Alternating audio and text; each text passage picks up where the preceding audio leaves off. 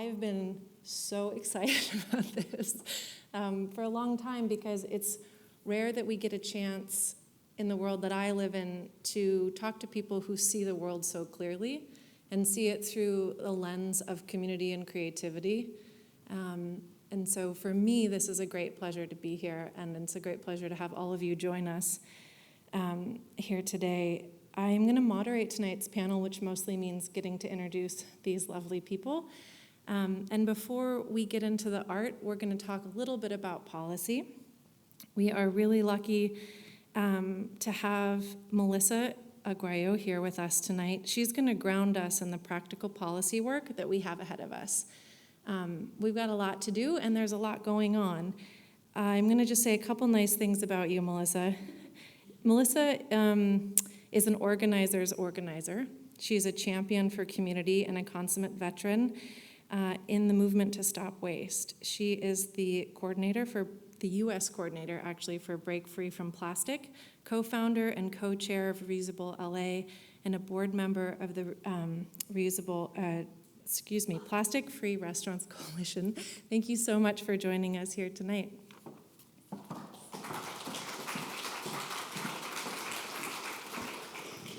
Hi to all. I'm also super excited to be here with you.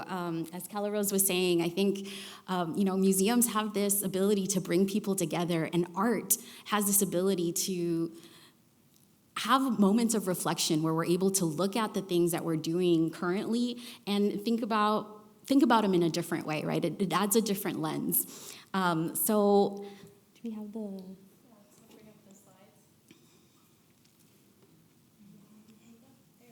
Awesome. Perfect example, right? This is a piece by artist Ben Von Wong called Turn Off the Tap. And that's what a lot of the work that we're currently doing now around plastics is really geared to. So as Calla Rose mentioned, I do all of that work, but I'm also first-generation Mexican-American. My parents immigrated here from Mexico. And I grew up not thinking of myself as an environmentalist, as a conservationist, but later I realized that I had all of those values. Later, as I started learning more about materials that were really problematic, like plastic, I realized that I had all of those values instilled in me. And so maybe you don't think of yourself as a conservationist or environmentalist. Maybe you're just an artist here who came here today to find out more about plastics. And as you're learning more about this issue and how it's intersecting with art, you're seeing how policy can play a really big role in helping us address some of these large issues. So just to share a little bit about my journey with plastic, because maybe it's similar for some of y'all. When I'm born and raised Angelino here as well, so one of the rare natives. I remember I was working with an organization here doing beach cleanups, and I remember walking along the beaches and seeing all this plastic and just being like, why is all of this here? It's, beachgoers. Why are they leaving all of this trash? And just being so offended. And as I started learning more, my blinders got a little bit wider. I started learning that actually some of that trash was ending up there from our rivers and our creeks and our waterways, and it was getting pushed out straight into the ocean. And as I started learning more, I was like, maybe it's not individuals. Maybe it's the corporations who are producing all of this that have a part to play as well. And so I started kind of widening my eyes a little bit more and learning that while there's a lot that all of us can do, we need to be pushing for these systemic solutions. It's more about just individual behavior. That's important, right? But we need these systemic solutions. If you've ever gone to the grocery store and tried to have a plastic-free day, you know how hard that can be. You're just walking the halls and you're just, bombarded by plastic packaging here and plastic packaging there. And COVID certainly hasn't made any of that easier. But we can see that this is a problem. So as I started learning more, again, about plastic pollution, I learned that it was a global problem. And I learned that there's a whole lot more to plastic than I thought, right? A lot of the conversations that I had were really kind of down here in the second bottom half of the life cycle. So a lot of the conversations around what we can do as consumers and learning about the waste industry and putting your thing in the right place, right? Does everyone know the recycle, reduce, reuse, right? And we're like, yeah, I'm putting it in the recycle bin. Like, I'm awesome. Like, I'm doing my part. Dino Rex is proud of me. And then I started learning that, like, oh my gosh, y'all, less than 9% of all plastic ever made has been recycled. So this myth of recycling plays a role in all of this, absolutely. But when we're putting all of this plastic in the recycling bin, we're doing a little bit of what I call wish cycling. Most of the time, it's gonna go to the landfill. And here in Los Angeles, we actually have this entire life cycle, of plastic happening. There we go. So we have in LA, it's the largest urban oil well field in the country. And, oh my gosh, here we go. Again, I learned that plastic pollutes throughout its entire life cycle. Not just down here, but it starts up here. It starts at the point of extraction. Another fact that blew my mind. Most plastic, 99% of plastic, is made from fossil fuels. So even if we had a perfect waste management system, which we really do not, we're working on addressing it, but even if we did, there's still a whole lot of harm that's happening up here. And so the conversation really needs to be about how do we reduce, how do we turn off the tap? Because if we don't, we're just gonna be bailing water out of an overflowing tub, and we're never gonna get to the root of the problem. So we were talking in the back, the best way to know whether something is a real solution or a false solution is, does it create less? If it doesn't, it's a false solution. So let's talk about some real solutions. So we like to talk about, I keep talking about systemic change, right? And we're gonna talk about policy for a little bit. In California, we're so lucky because we are leading all the time. We are all constantly leading. This is not a great picture, but we are constantly leading when it comes to policy. And this November, we have a really exciting chance to continue to lead with a ballot initiative. That ballot initiative is going to require Cal Recycle to adopt regulations that reduce, that are really going to reduce, requiring for things to be recyclable, reusable, refillable, or compostable by 2030. Truly recyclable, not wish cyclable, but truly recyclable. And the most exciting thing is it's gonna reduce single-use plastics and foodware by 25% by the year 2030. Those are the kinds of solutions that we need. And it's polling really well because people want this. We don't want to keep seeing plastics in our blood, in placentas. It's terrifying. We need to find real solutions, and policy is a way of doing that, of holding these corporations accountable so that when you go to the grocery store, it's easier for you to make the kind of choices that align with your values.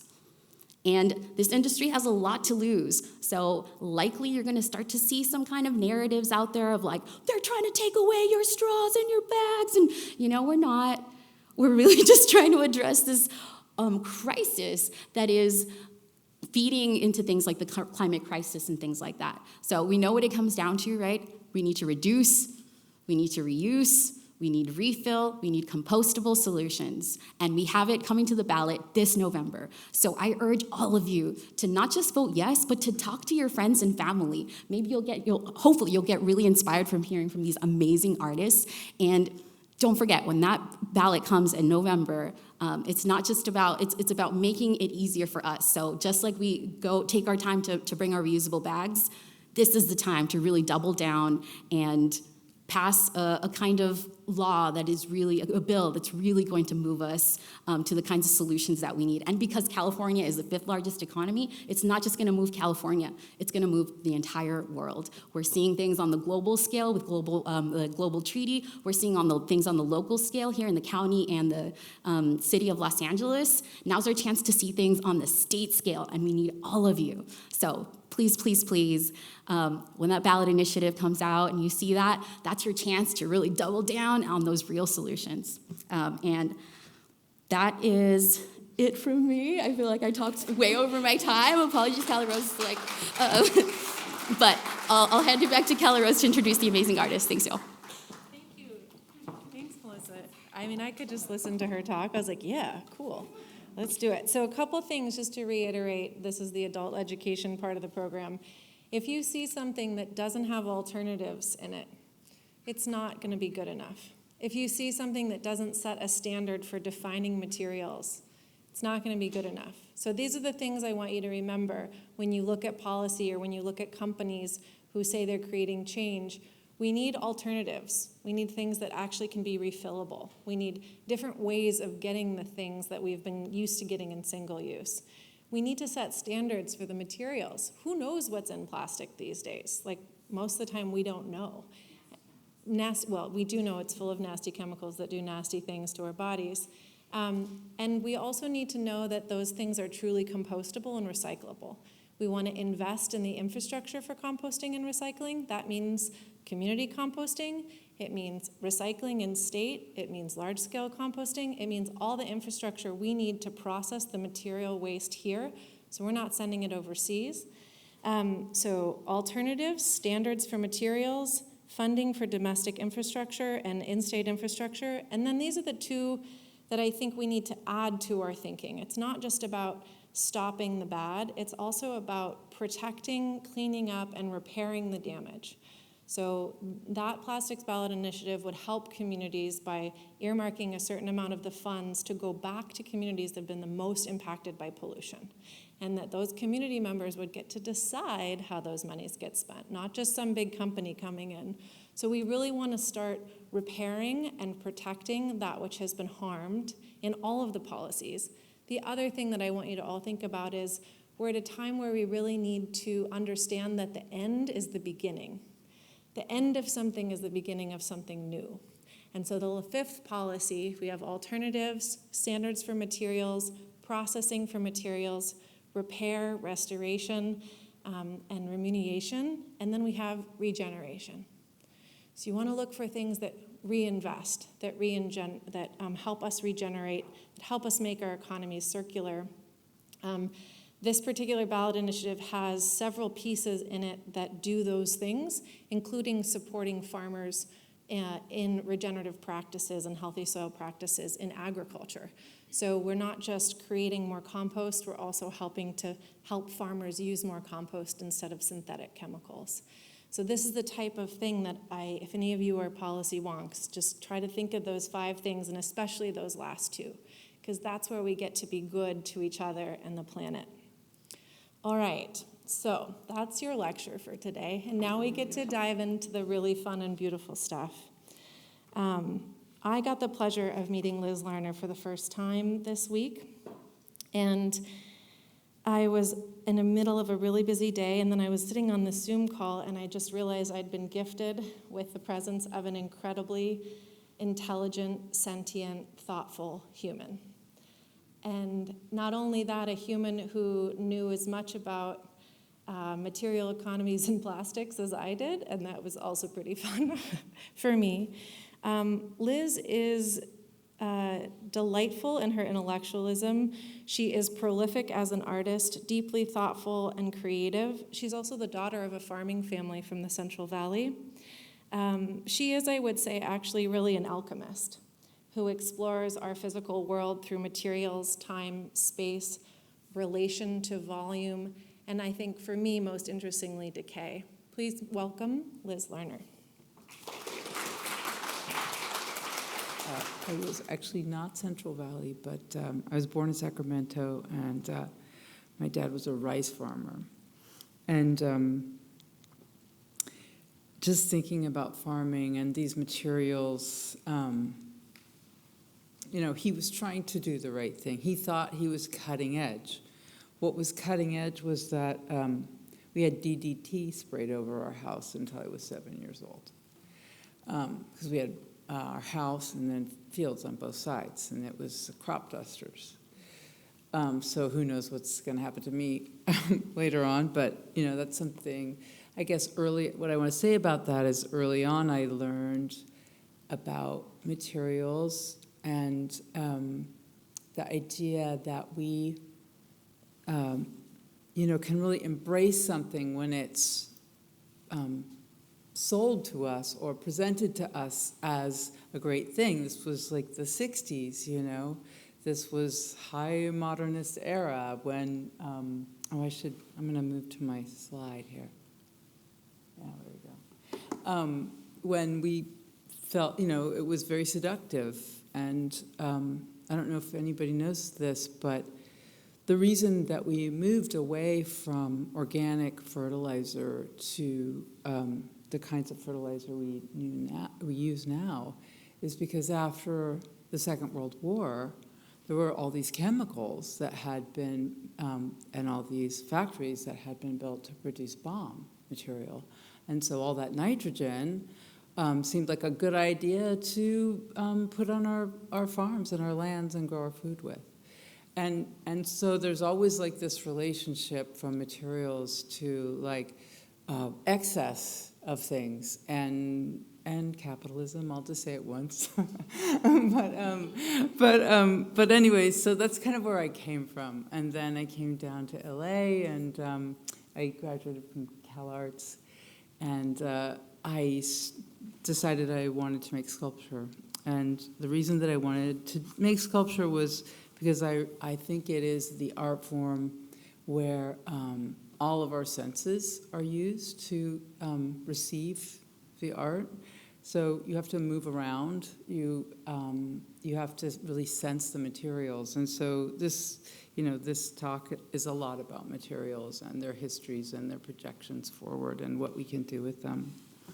So this piece is a work that is part of, there's 3 of these, and there's going to be a show that opens in Zurich at the Kunsthalle Zurich in June that this is part of. And so how it kind of came about was about 4 years ago when I found out that China had stopped accepting our plastic.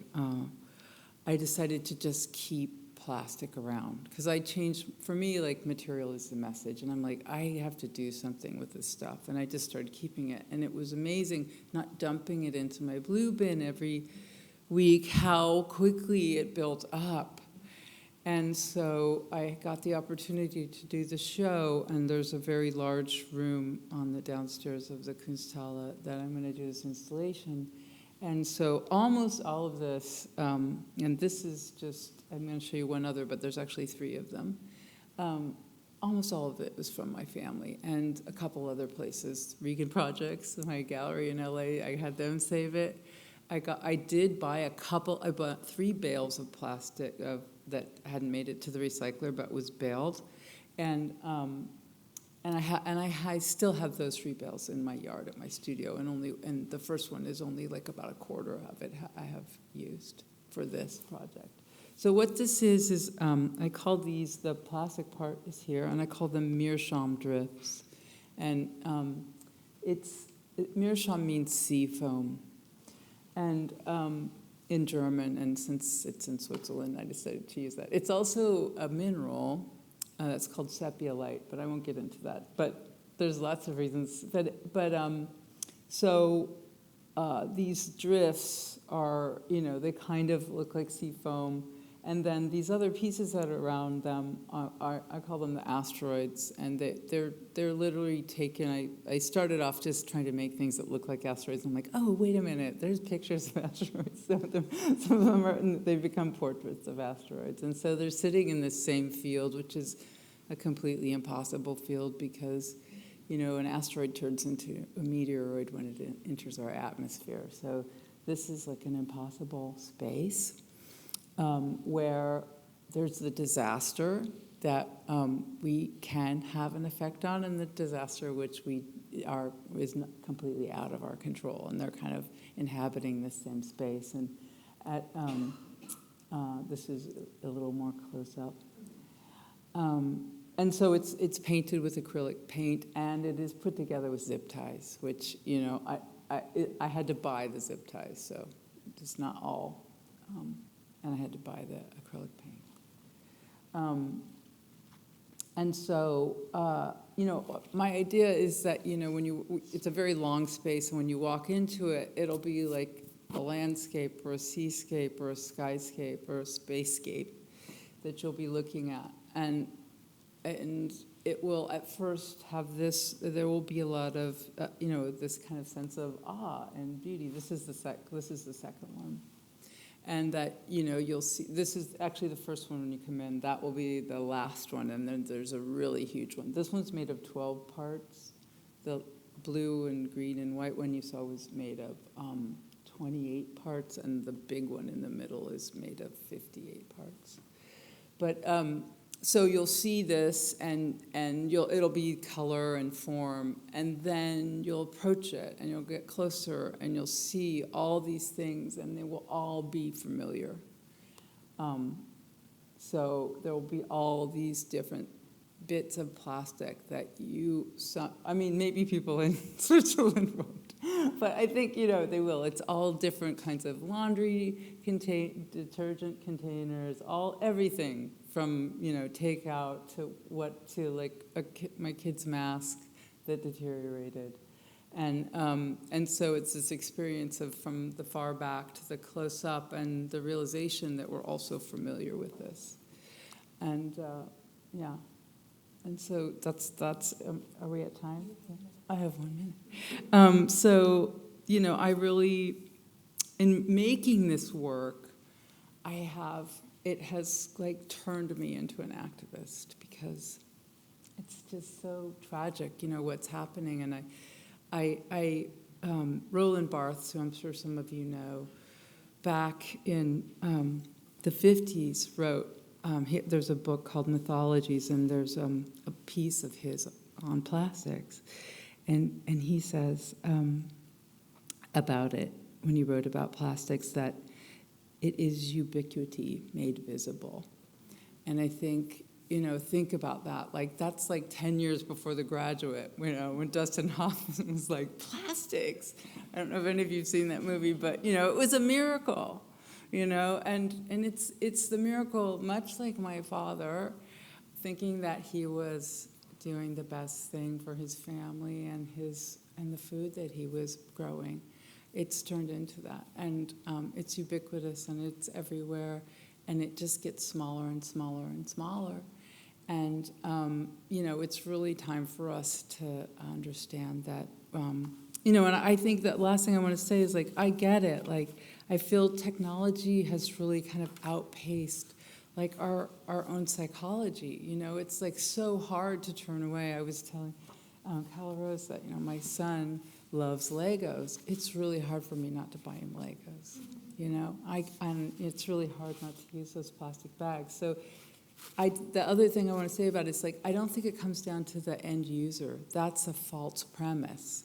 It's not about each one of us doing the right thing, recycling that bit of plastic. It's about all of us together changing how we do things. Hugo McCloud is joining us from Mexico via New York. Thank you for coming so far to be with us today. From what I know of Hugo, he is not only an artist, he is a humanist.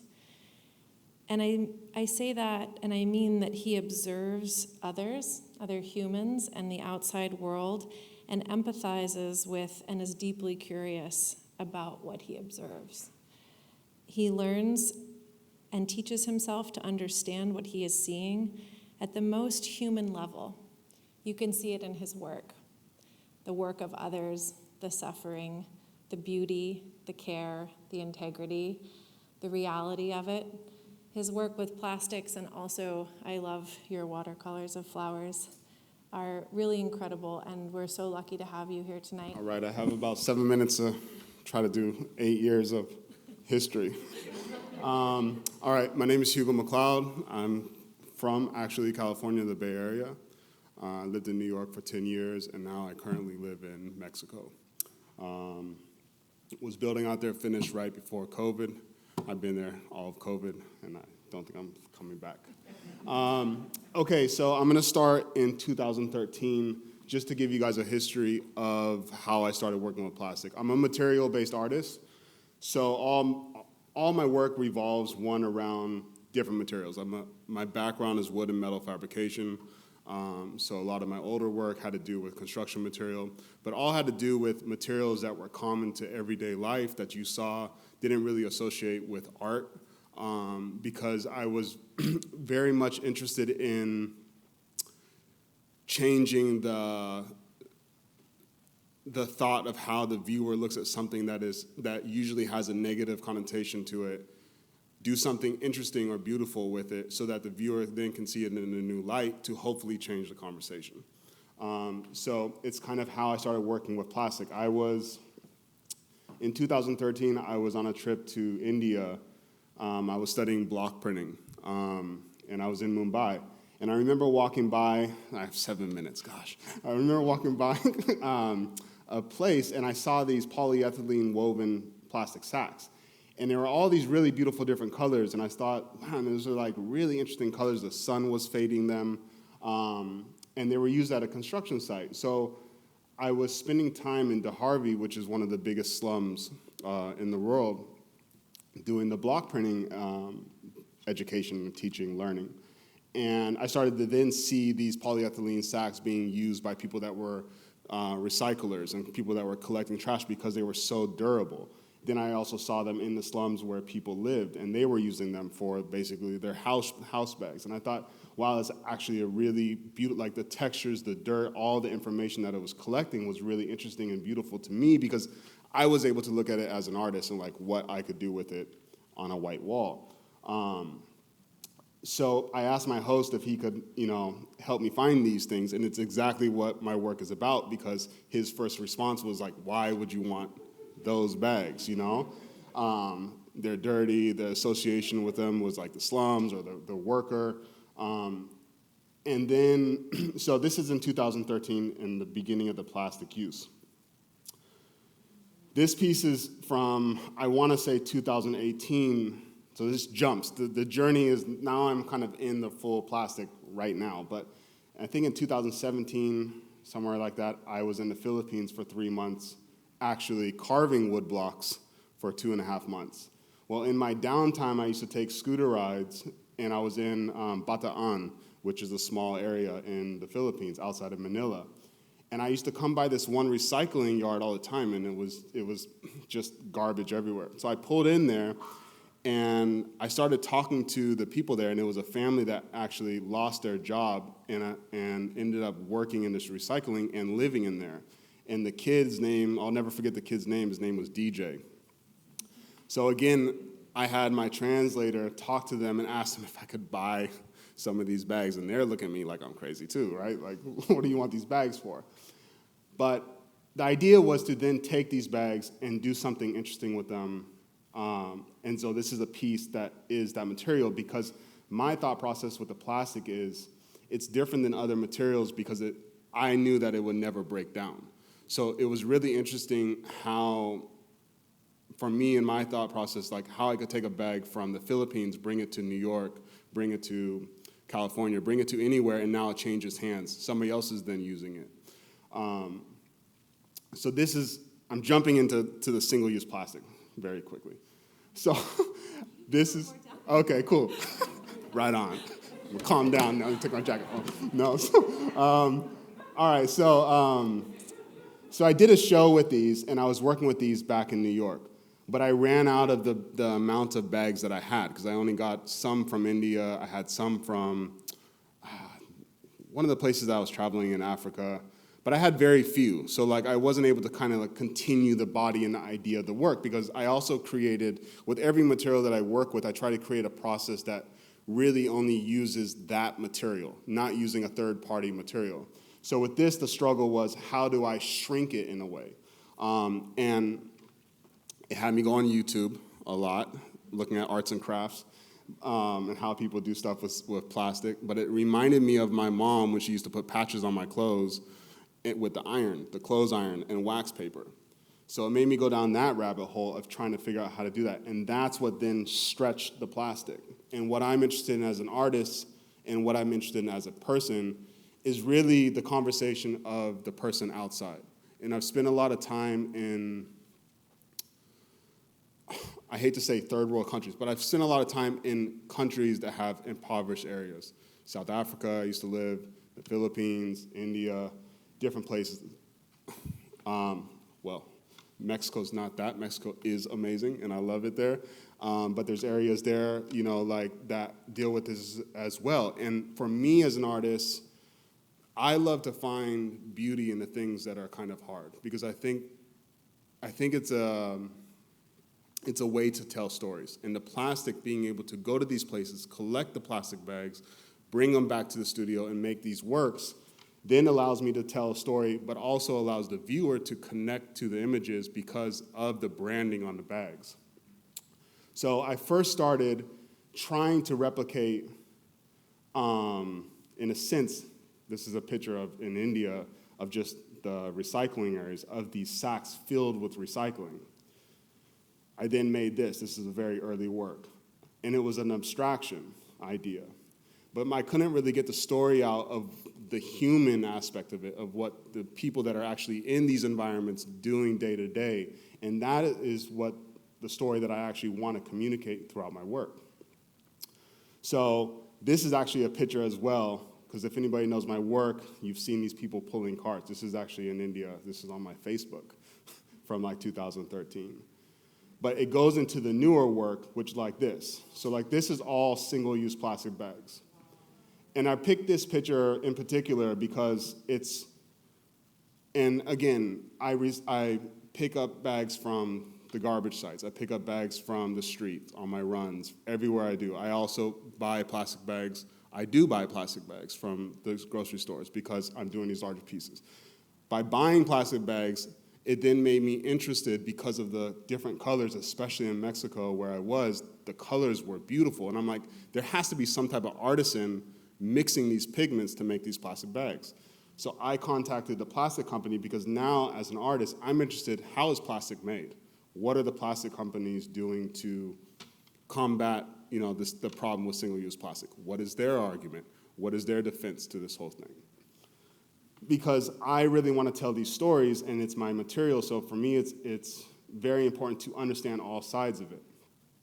But I wanted to give an example of the work, and let me use this laser finally. What the idea with this body of work and what I'm really trying to communicate is, I titled this body of work, this whole body of work, The Burden Man. And not the burden man because I feel like it's a negative thing, but I look at it as the willingness and the strength of people, of what they're willing to do to survive, to get by, to make ends meet, and all of those type of things all around the world, of the places that I've traveled to, the place I live, New York, California, it doesn't matter. We all, and especially over these last 2 years, we've all been under that, that kind of thought process. But what's beautiful about this process that I created is like, here's, for example, this right here is the logo of I want to say it's like Walmart, but it's not. It's called Chedraui, which is like it's in Mexico, and it's kind of like a Walmart. And I remember this piece being at Basel, and somebody sent me a video, and it just happened to be the perfect time. But there was a lady there that was from Mexico, and she was looking at the piece, and she's like, "Oh, look, that's Chedraui. That's Chedraui." And she told her friend, like, that's a store, one of the stores I shop at in Mexico. But that was it. It wasn't about that image. It was the fact that she was now connected to the piece. And she was connected from an emotional and personal stance. So for me, the idea with the body of work, and especially now post-COVID, I can get back to the concept of the work, is to go out there within different types of stories, social economics, policies, environment, and do these things, world events, current events, COVID, and be able to kind of create these images that then tell these stories, and by traveling to these places, collecting the plastic, whatever it is, bringing everybody together. So for me, I guess that's what my work is about. Erica Montelongo is, actually, I'll just say I first met her in the Inland Empire on a little farm where she led a painting workshop during what we fondly call Community Compost Summer Camp. It was the first statewide training for community composters, and the California Alliance for Community Composting put it on with Cal Recycle. And we got to take an afternoon off from lessons and just paint. But we painted on cardboard with water that was colored with compost and soil. And it was really wonderful. And I will always remember and cherish that moment. I'm going to let Erica tell her story because it's pretty incredible. And I just want to say that it is a joy to have you with us. Thank you for coming here, and thank you for all the work you do in your community, both as an artist and an activist. Please join me in welcoming Erica. Excuse me, I'm a little shy, but we're gonna get through this. But yeah, so my name is Erica Montelongo. I'm from South Central Los Angeles, and I just wanted to express my gratitude for everybody here, the amazing artists that are here, and everybody that took their time to be here, so I'm extremely appreciative. I'm from South Central Los Angeles, and my art is more like reflective on like the everyday struggle, the things that I see, how I view myself, self-discovery, transformation, ancestors, lineage. My background, I guess, on working with the land is really deep. My parents have like history in working with the land too, so I'm really appreciative of that.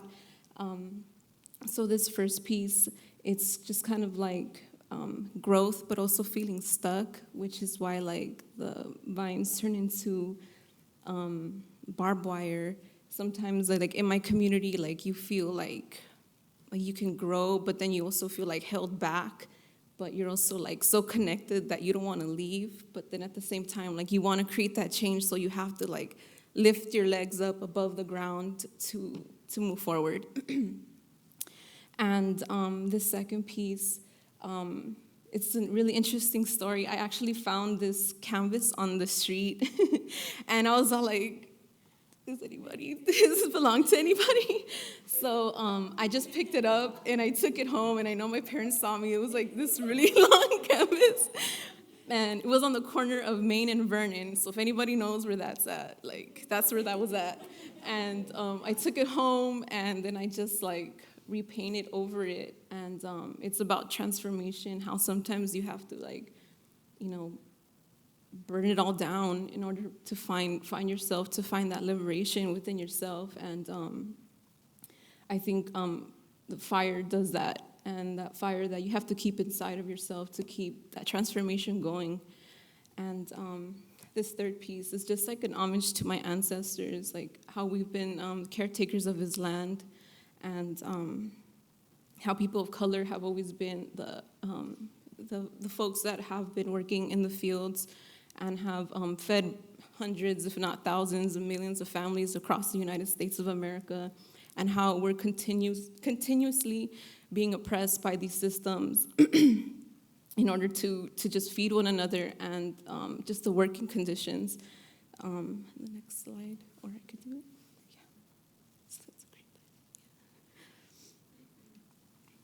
And so the mediums that I use are acrylic and aerosol. I know not the most environmentally friendly being on this panel, but those are my resources that I have access to at the moment.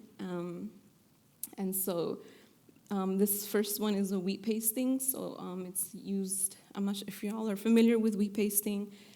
It's like a glue that you can use, and you can just kind of post paper up anywhere. And so I made this stencil, and I put it around my neighborhood, just to like, show people that we're still here, and we're still like fighting since 1492. Like these lands are stolen, and we're here representing. So, yeah,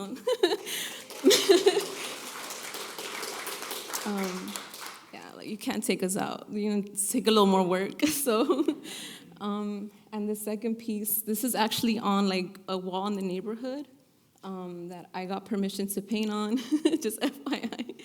And so, like, the story behind that one, it was really, like, heartfelt. Like, I had bumped into somebody that I had known, like, as a younger person, and, like, they just didn't look, how do I say, like, in the best like conditions, and it was just like really, really sad to see them in that state, in that alley, and just seeing them like not be who they felt like they wanted to be.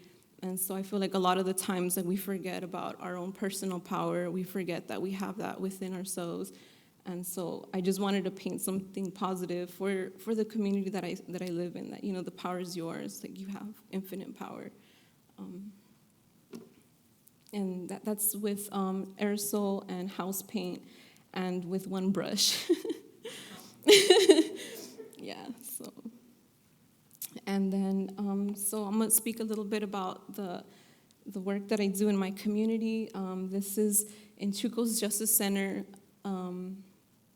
also in South Central Los Angeles, and it used to be a juvenile detention / court space for young people where they would be sentenced not only for like long terms in prison or jails, but also for life. So there's been a lot of trauma. It's on 76 and Central. If anybody's in the area, you're more than welcome to come by and check out the space. So we definitely transformed this space with different community members. And the place where this garden that we have, it's called Rebel Garden.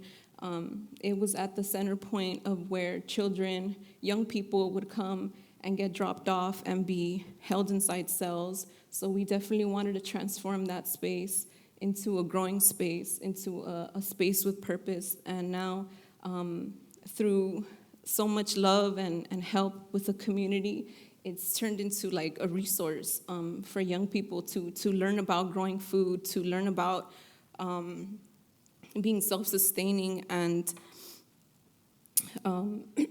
so we first started off with a couple of boxes, like with 3 tomato plants, and now like it's just 3 beds. We have hydroponic towers, and now we have courses for young people to learn more about growing food. And so, like, you know, I grew up with understanding through ancestors that you don't disrespect Mother Earth, you take care of her, and she takes care of you. And I do this work because, you know, the health of my community and the earth depend on it. So, like, in places like South Central, we are exposed to, like, environmental racism through unjust policies, inadequate infrastructure, living near landfills with little to no green spaces. Like, so you just feel like you're just constantly like choked up by all these toxins, and you can't like go anywhere. Like, there's limited parks, just limited green spaces, and we need green spaces to filter out our air, our oxygen, what we breathe. And so I'm also really grateful that this garden is going to be now supported through LA Compost, which is an organization that I work with. We're a nonprofit organization, and you know, what we do is like we heal our soil. We create the conditions to make what was once like food scraps into an amendment for the soil. And so we're introducing microbes and new life into a once damaged soil that one day can be healthier for our children and our future generations. Though it's not glamorous work, like we're sweating, it's hot as hell, and like, and like it smells, I'm not even gonna lie. But, you know, like much like healing, it's a process that takes effort. And it's important because we need healthy soil for our ecosystem that sustains plants, animals, and each other. So thank you so much.